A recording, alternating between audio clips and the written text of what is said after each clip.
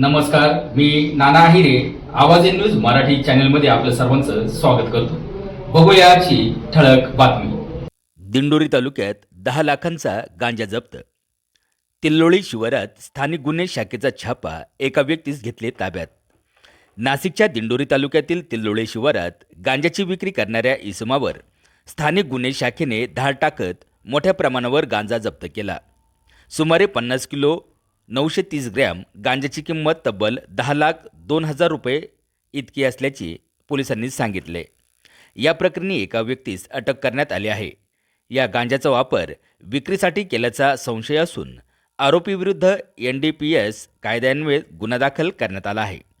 आरोपी आणखी कुणाकडून हा गांजा आणत होता व कुठे विक्री करत होता याचा तपास सुरू असल्याची माहिती पोलिसांनी दिली आहे. आवाज एन न्यूज मराठी, दिंडोरी, नाशिक.